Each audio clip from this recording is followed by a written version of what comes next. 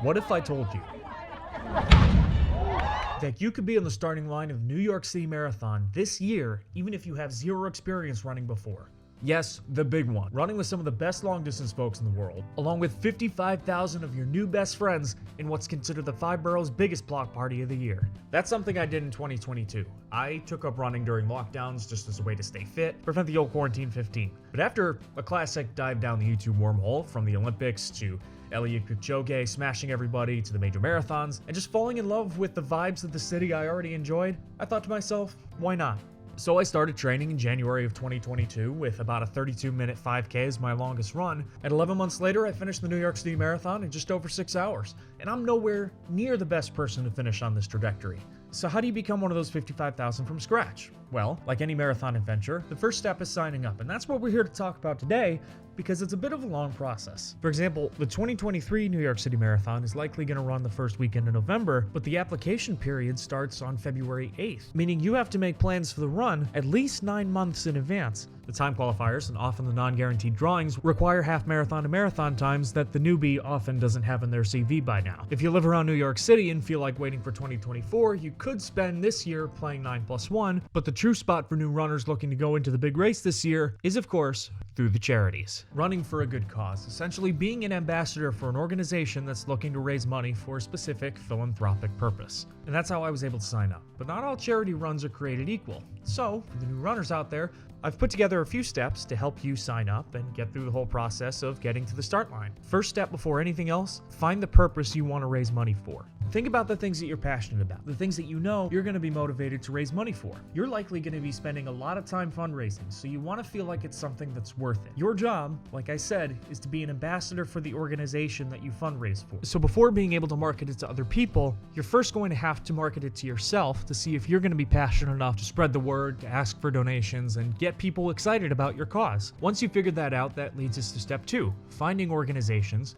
that work in the purpose that you're fundraising for. Now, here's the bad news about this step. There's no field guide to all the charities that are running that year until it's too late. If you go to the charity list on the New York Roadrunners website, all you'll see is the Team for Kids. That's already been filled up for months. You won't be able to see a more extensive list until registration day on February 8th. Those slots fill up at a first-come, first-served basis, and by that I mean Taylor Swift level, there's gonna be a line. So you'll have to do some digging. But don't worry, because there are people out there who have run for charities previously that, if the group is a good one, will be willing to recommend it to anyone that asks. If it's one thing the running community is really good at, it's finding ways to help people whenever they need it. So there are a lot of resources out there to help you. For example, when I was at this stage, I knew I wanted to do something to help veterans in need in some way, but my knowledge coming in is that a lot of vets organizations either had a hyper-partisan agenda or didn't really put all their money towards the cause. So I found Facebook groups for folks that were trying to do the marathon or have run it before, and I prompted the question, hey, I'm wanting to raise money for veterans. This is my first time. Does anyone know of any charity teams that do this? Thanks to feedback from other people in the groups, I was able to get recommendations from folks who either ran for them previously or knew people who ran for them previously. I've got the links to a couple of the best Facebook support groups in the description below. And while you're down there, help the algorithm help your friends out. Hit those like and subscribe buttons. Hoping to make more content like this in the future. But anyway, so with your short list of recommendations that you have, you should move on to step 3,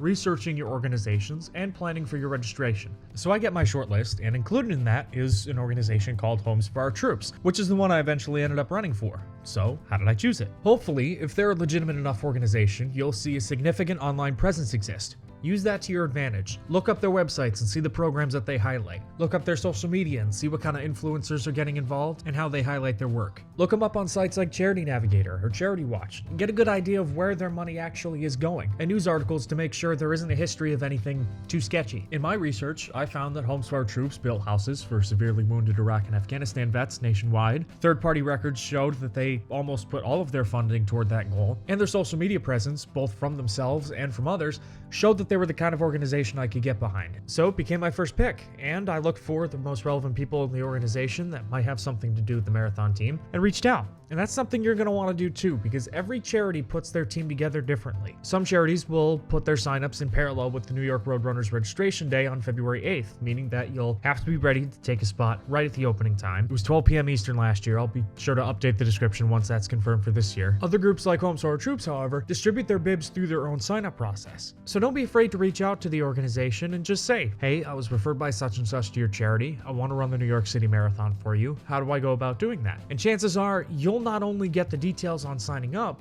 but you'll have a direct line of communication with somebody in the organization on ways to get involved and resources in order to raise your money quicker. And that's important because you'll likely need it for the final step 4, fundraising. In order to get to the starting line, most charities require you to raise anywhere from $2,500 to as much as $4,000 for their organization. Now, you could spam your friends and family for it, and you might have friends and family that are rich enough to have that kind of money at their discretion, which congratulations. But for most people, that won't be enough, so it's going to require you to get creative. Reach out to local businesses and see if you can leave a jar there or something along those lines to collect money and thank them with sponsorship or some other form of symbiotic transactions. A lot of chain restaurants like Moe's or Chipotle will have fundraising days built into their weekly schedule, so see if you can reach out to ones near you and schedule some times. If you have some sort of passive income stream, you might be able to incentivize purchases by donating profits to your cause. I did that with my Redbubble shop, link in the description because I still am. Some larger stores will even allow you to solicit donations in front of their businesses for a set amount of time, like how you would see the Salvation Army during the holidays. I did that with a local grocery store chain, and I ended up getting half of the donations that I needed for my goal with 12 hours total between 2 weekends. Very important if you decide to do this though, reach out to the businesses and get their permission first. If they're good, they'll have some sort of a structure for it and you'll be able to get it done without an issue, but make sure to reach out first. And just remember, whatever strategy you decide,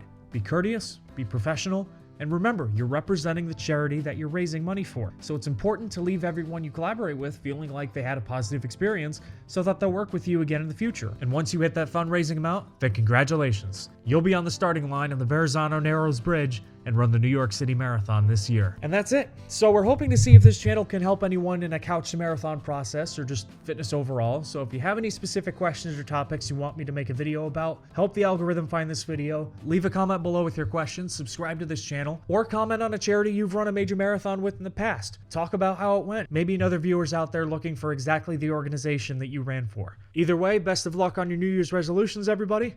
We'll talk soon.